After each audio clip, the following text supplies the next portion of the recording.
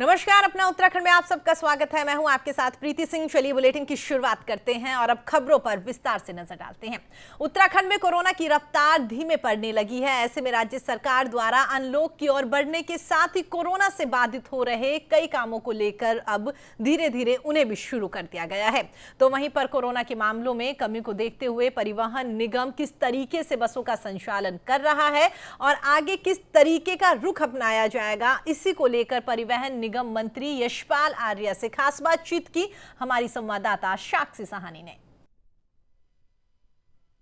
खास बातचीत करने के लिए हमारे साथ कैबिनेट मंत्री यशपाल आर्या जी मौजूद हैं।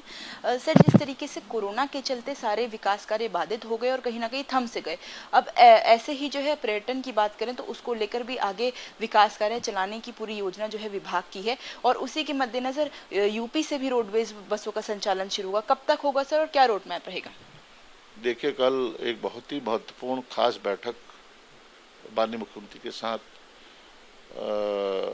जिसमें मैं स्वयं था, हमारे सचिव परिवहन, हमारे प्रबंध निदेशक परिवहन निगम, हमारे जीएम और हमारे जो प्रमुख सचिव हैं फाइनेंस वित्त, उनकी मौजूदगी में माननीय मुख्यमंत्री जी ने समीक्षा की। खासतौर से परिवहन निगम की क्या स्थिति है और लगातार कोविड की वजह से बसों का संचालन बंद सा रहा और इस दौरान हमने बसों का संचालन करने की अनुमति दी है। लेकिन देखने में आ रहा है कि उत्तर प्रदेश में जो सीमा से लगा हुआ हमारा उत्तराखंड से सीमा से लगे हुए क्षेत्रों में उनकी परिवहन निगम की बसें, उत्तर प्रदेश की बसें यहाँ तक पहुँचती हैं, चाहे वो कालिका डाट है, चाहे चिड़ियापुर है, चाहे कोटद्वार का हिस्सा है। इससे निश्चित रूप से उत्तराखंड को की परिवहन निगम को काफ़ी क्षति हो रही है। हिमाचल प्रदेश से भी बसों का संचालन बंद सा हो गया है, उत्तर प्रदेश से बसें नहीं आ रही हैं। इसके लिए कल माननीय मुख्यमंत्री जी ने उत्तर प्रदेश के माननीय मुख्यमंत्री जी योगी जी से दूरभाष पर वार्ता की और उन्होंने इस समस्या से उन्हें अवगत कराया और माननीय मुख्यमंत्री उत्तर प्रदेश ने आश्वस्त किया है कि हम जल्दी ही इन सीमाओं को खोलेंगे और परिवहन दोनों प्रदेशों में परिवहन व्यवस्था संचालित अब सुचारू रूप से होगी, उन्होंने आश्वस्त किया है। और घाटे को कैसे कम किया जाए, ये बहुत बड़ा सवाल है, क्योंकि निरंतर राज्य बनने के पश्चात निरंतर परिवहन निगम लगातार घाटे में चल रहा है और ये घाटा बढ़ता जा रहा है। तो कैसे इसमें कटौती की जाए, कैसे खर्चे कम किए जाएं, इस पर भी गहन बातचीत हुई, मंथन हुआ। हमारा जो यहाँ पर कार्यशाला है और बस स्टेशन है, रोज लगातार 15 लाख रुपए का डीजल अनावश्यक खर्च होता है, एक बहुत बड़ी क्षति है। तो उसके लिए भी चर्चा में यह बात तय की गई कि जो हमारा कार्यशाला है उसको व्यवस्थित रूप दिया जाए। उसके लिए 2 करोड़ रुपये की स्वीकृति हुई है, जिससे कि उसमें निर्माण कार्य होगा और जल्द ही वह कार्यशाला में हमारी बसें वहाँ शिफ्ट हो जाएंगी। और दूसरा ये कि जो हमारे बस डिपो हैं, जो बस डिपो अनावश्यक हैं, जिनकी आवश्यकता नहीं है, उनको भी समाप्त करने की दिशा में भी विचार किया गया है।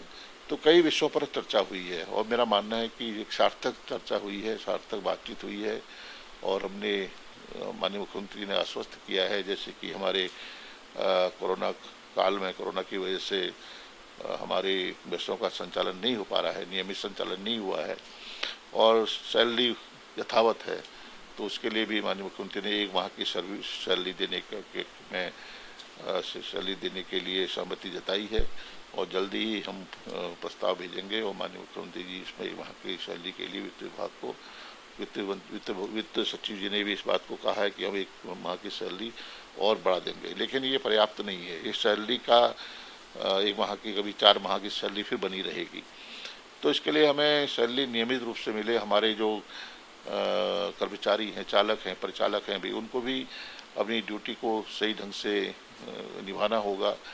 मैं देखता हूं कि बेटिकट इस वक्त जब बसों का संचालन हो रहा है तो कई यात्री बेटिकट पाए गए हैं, इससे बहुत लॉस हो रहा है। हमने इन्फोर्समेंट टीम को भी कहा है कि आप इसमें नियमित रूप से इसकी निगरानी करें, जांच करें और इसमें जो भी इसमें दोषी हैं, परिचालक हैं और लोग हैं, उनके खिलाफ सख्त कार्रवाई होनी चाहिए, उनको बख्शा नहीं जाएगा। इस बारे के भी निर्देश दिए।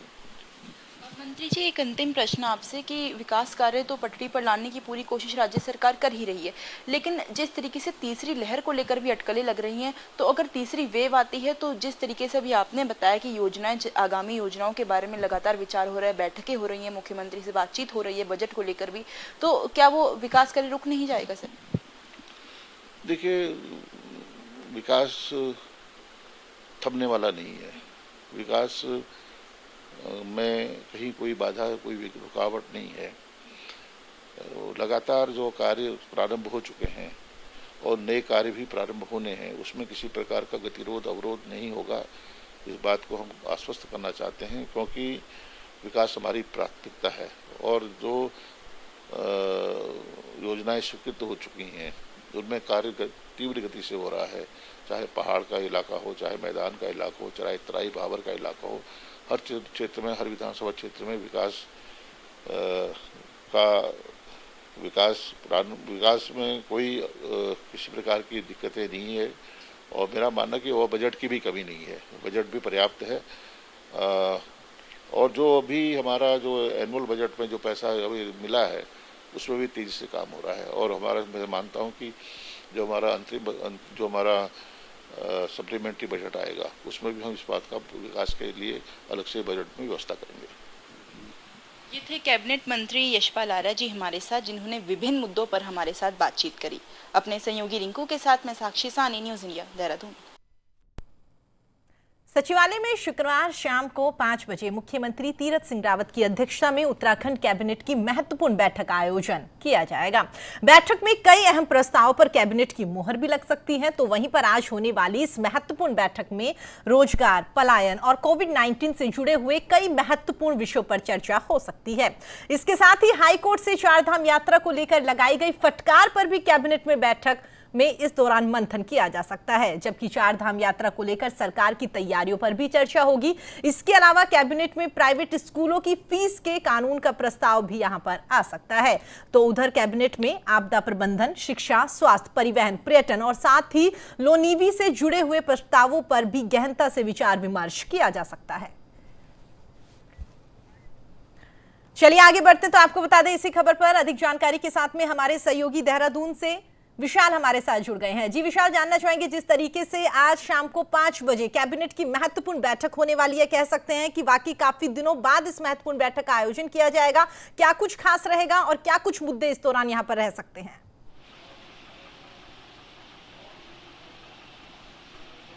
देखिए प्रीति, क्योंकि 5 बजे जो कैबिनेट की बैठक होनी है बेहद ही खास मानी जा रही है प्रदेश के लिहाज से, क्योंकि जिस तरह से हम देख रहे हैं कि कोविड के जो मामले थे उन पर काफ़ी अच्छी तरीके से सरकार ने पैनी नज़र रख करके कम कर दिया, लेकिन अब कहीं ना कहीं जिस तरह से तीसरी लहर का जो अंदेशा जताया जा रहा है उसको भी कंट्रोल करना बेहद ज़रूरी है।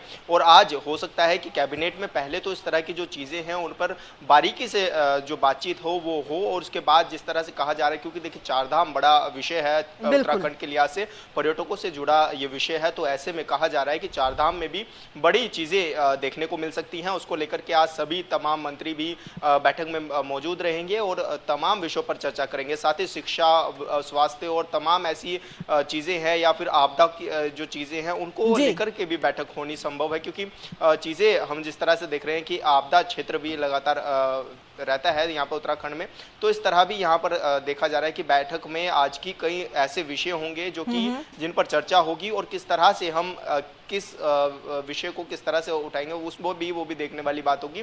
हालांकि अभी तो 5 बजे बैठक होगी और क्या कुछ नए विषय इसमें निकल करके सामने आ सकते हैं वो भी हम आपको जल्दी बताएंगे।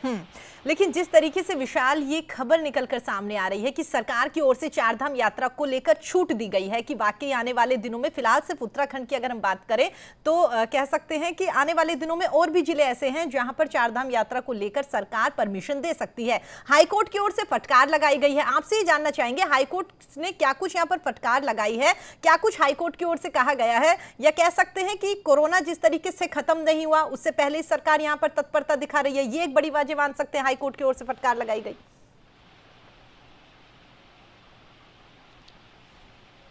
देखिए प्रीति, क्योंकि मुख्यमंत्री तीरथ सिंह रावत सभी का भला भी सोच करके काम कर रहे हैं, ऐसा नहीं है, वो तमाम जो तबके के लोग हैं उन पर भी उनको भी देख रहे हैं कि वो किस तरह से, क्योंकि उनकी भी आजीविका चलानी है। तो ऐसे में हमारा जो क्षेत्र है वो ज़्यादातर पहाड़ी एरिया में है और ऐसे में उनकी जो लोगों की जो आजीविका है उनको भी चलाना बेहद ज़रूरी है। तो ऐसे में मुख्यमंत्री तीरथ सिंह रावत की सरकार ने फैसला लिया था कि हम चारधाम को धीरे धीरे करके खोलें। पहले जो आसपास के जो जिले हैं उनके लिए चारधाम यात्रा खोली जाए, फिर उत्तराखंड के लिए खोली जाए, और उसमें भी उन्होंने कहा है कि जो भी व्यक्ति चारधाम यात्रा जाना चाहता है वो जाए, लेकिन आरटीपीसीआर की जो रिपोर्ट है नेगेटिव की वो लेकर के जाए।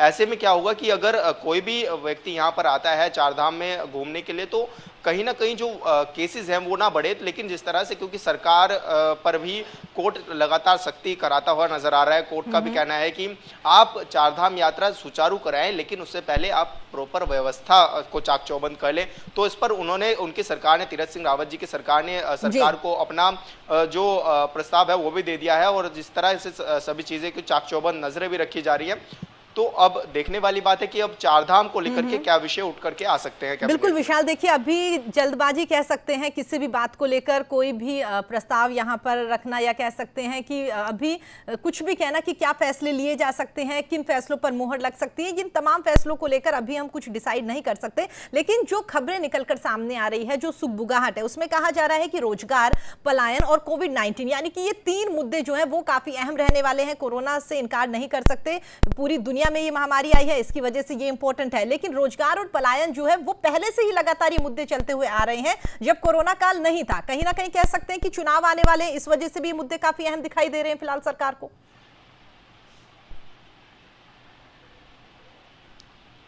देखिए प्रीति, लगातार हर सरकार में ये चीज़ देखने को मिली है कि चाहे वो अभी तो फिलहाल कोविड की समस्या है, लेकिन जिस तरह से हमने पहले भी देखा है किस तरह की समस्या भले ही सामने आती रही है और सरकार उसमें कहीं ना कहीं थोड़ी बहुत कार्रवाई भी करती हुई नजर आई है। लेकिन जिस तरह से मुख्यमंत्री तीरथ सिंह रावत का दूरदर्शी जो सोच है, उनका जो व्यवहार है और वो जो चाह रहे हैं वो कुछ अलग हट करके करना चाहते हैं। तो ऐसे में देखना होगा कि आज किस तरह से विषय ये आ सकते हैं, क्योंकि महंगाई का जो विषय है वो तो है ही, लेकिन युवाओं को जो रोजगार की बात है, क्योंकि हमारे जो युवा हैं वो लगातार बेरोजगारी का आलम भी झेल रहे हैं कहीं ना कहीं, और वो लगातार सरकार को ये सचेत बार बार करने का काम करते हैं कि हमें, क्योंकि लेकिन अभी जिस तरह से हमने देखा कि अभी तो कोविड का समय था, तो शायद इस वजह से थोड़ी परेशानी का सामना उनको भले ही उठाना पड़ा है, लेकिन जिस तरह से उनके लिए नई योजनाएं या फिर नई चीजें बनाई जाएंगी तो उसमें हो सकता है कि ये उत्तराखंड के जो युवा है उनको रोजगार भी मिले और उनकी जो समस्या है उनका भी जल्द से जल्द। बिल्कुल विशाल, कुल मिलाकर कह सकते हैं कि हर किसी की निगाहें फिलहाल 5 बजे टिकी हुई है कि सचिवालय में 5 बजे कैबिनेट की बैठक होगी। इस बैठक में क्या कुछ प्रस्ताव रखे जाएंगे और किन किन प्रस्ताव पर यहां पर मोहर लगती हुई नजर आएगी, इस पूरी खबर पर विशाल आप अपनी नजर बनाए रखिएगा। हमारे साथ जुड़ने के लिए, तमाम दर्शकों को अपडेट देने के लिए आपका बहुत बहुत धन्यवाद।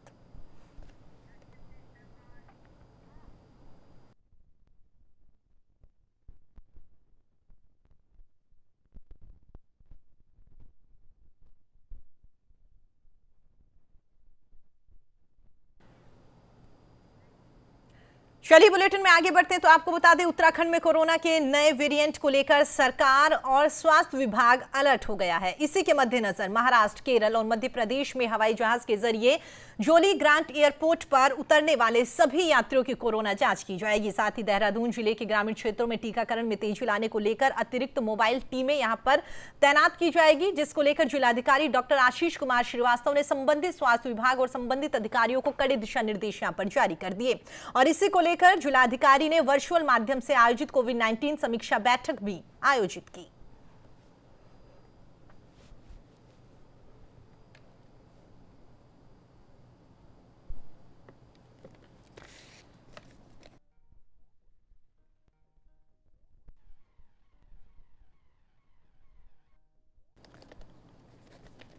तो आपको बता दें, जिस तरीके से कोरोना के मामले धीरे धीरे कम होते हुए नजर आ रहे हैं, लेकिन उसके बावजूद भी डेल्टा वेरिएंट जो है उसके कई जगह मामले निकलकर सामने आए हैं, जिसकी वजह से स्वास्थ्य विभाग काफी अलर्ट मोड पर नजर आ रहा है। आमजन जो है वो भी यहाँ पर इस बात को लेकर काफी डरा हुआ नजर आ रहा है, क्योंकि एक और कोरोना से जहां पर मामले धीरे धीरे कम आए, उसके बाद ब्लैक फंगस या कह सकते हैं पोस्ट कोविड के जो लगातार मामले निकलकर सामने आ रहे थे, उससे भी स्वास्थ्य विभाग काफी डरा हुआ था। आमजन जो था उसमें भी काफी खौफ बना हुआ था। धीरे धीरे इन तमाम महामारी से हर कोई निकलता हुआ नजर आया, लेकिन उसके बावजूद कह सकते हैं कि अब फिलहाल डेल्टा वेरिएंट को लेकर हर कोई काफी परेशान है।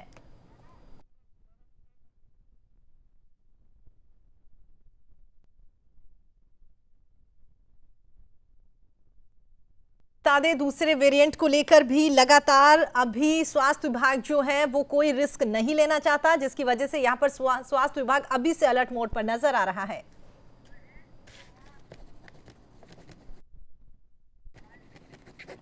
चलिए आगे बढ़ते हैं, तो आपको बता दें इसी खबर पर अधिक जानकारी के साथ में हमारे सहयोगी महेश पवार हमारे साथ जुड़ गए हैं। जी महेश, जानना चाहेंगे जिस तरीके से डेल्टा वेरिएंट से डरना जरूरी है, सरकार प्रशासन लगातार हर कोई यही कह रहा है, आमजन जो है उसको भी यहाँ पर सतर्कता बरतने की जरूरत कही जा रही है। आपसे जानना चाहेंगे, अगर हम बात करें ऋषिकेश की, तो वहां पर क्या कुछ माहौल बना हुआ है?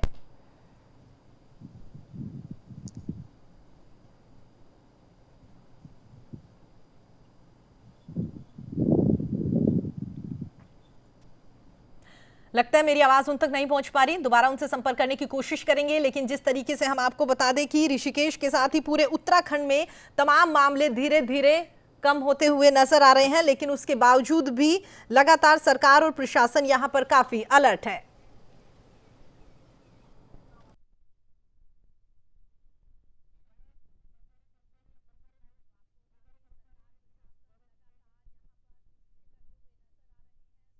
जो है वो अभी से अलर्ट मोड पे हैं, क्योंकि आमजन जो है वो धीरे धीरे यहाँ पर कह सकते हैं कि कोरोना जैसे जैसे कम हो रहा था, उसके बाद में लापरवाहियां बरतता हुआ यहाँ पर दिखाई दे रहा था सरकार की ओर से। जिस तरीके से कुछ हद तक कुछ जिलों में या कह सकते हैं कुछ ऐसे एरिया जहां पर मामले काफी कम दिखाई दे रहे हैं, वहां पर छूट भी दी गई थी, तो छूट को लेकर भी लोग यहां पर काफी गलत इस्तेमाल करते हुए नजर आते रहे थे, जिसकी वजह से अब दोबारा से यहां पर स्वास्थ्य विभाग अलर्ट मोड पर नजर आ रहा है।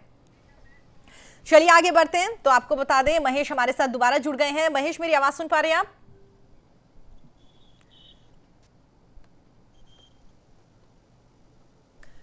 मेरी आवाज उन तक दोबारा नहीं पहुंच पा रही, तो आपको बता दें जिस तरीके से लगातार मामले बढ़ते हुए नजर आ रहे हैं, उसके बाद से हर कोई यहां पर अलर्ट मोड पर है। कुंभ मेले के दौरान हुई कोविड टेस्ट में गड़बड़ी का मामला अब राजनीतिक रूप लेता हुआ नजर आ रहा है। मामले की उच्च स्तरीय जांच और दोषियों के खिलाफ कड़ी कार्रवाई की मांग को लेकर शुक्रवार को कांग्रेस प्रदेश अध्यक्ष प्रीतम सिंह ने हरिद्वार के सुभाष घाट पहुंचकर उपवास किया। इस दौरान बड़ी संख्या में कांग्रेसी कार्यकर्ता शामिल हुए। वहीं पर प्रदेश अध्यक्ष प्रीतम सिंह ने कोविड टेस्ट फर्जीवाड़े मामले को सरकार को घेरते हुए कहा है कि यह बेहद संवेदनशील मामला है। राज्य सरकार की नाक के नीचे यह घोटाला हुआ है और सरकार अधिकारियों की जांच समिति बनाकर मामले को रफा दफा करने की कोशिश कर रही है। सरकार को मामले की जांच हाई कोर्ट के सिटिंग से कराकर दोषियों पर कड़ी कार्रवाई करनी चाहिए।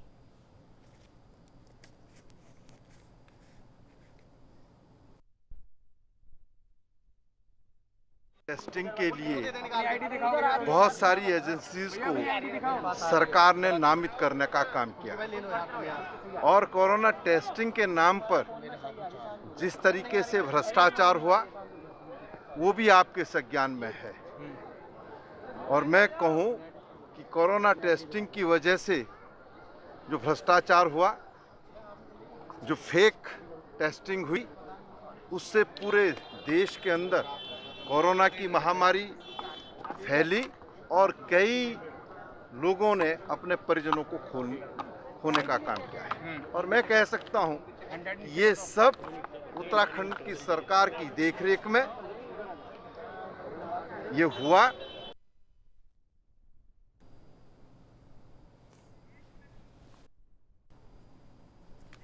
तो आपको बता दें जिस तरीके से कोरोना काल में सरकार की ओर से टेस्ट किए गए और उसके बाद में कोरोना के मामले जब धीरे धीरे कम हो गए हैं, उसके बाद ये मामला निकलकर सामने आया कि सरकार की ओर से जो टेस्टिंग की गई थी उसमें फर्जीवाड़ा किया गया है। सही टेस्टिंग यहां पर सरकार की ओर से नहीं की गई।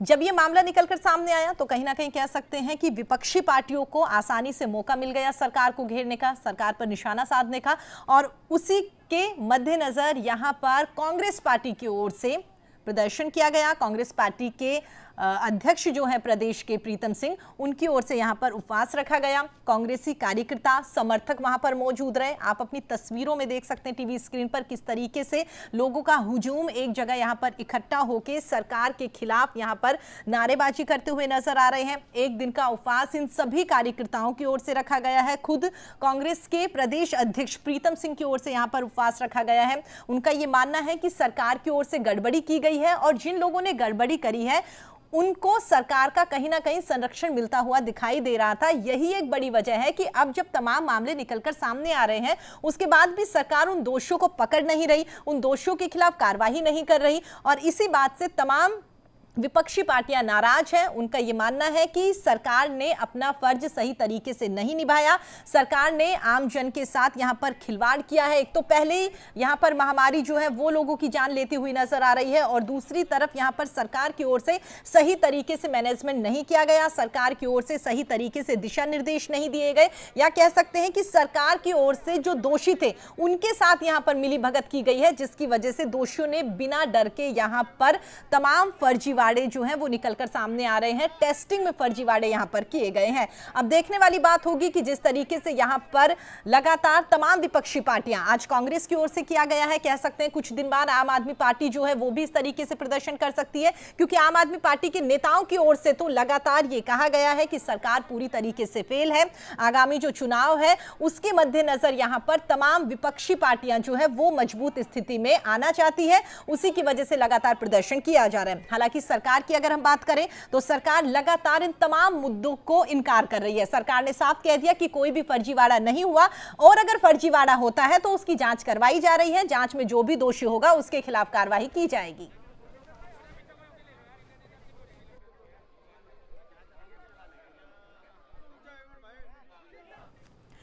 चलिए फिलहाल इस बुलेटिन में इतना ही। देश और दुनिया की तमाम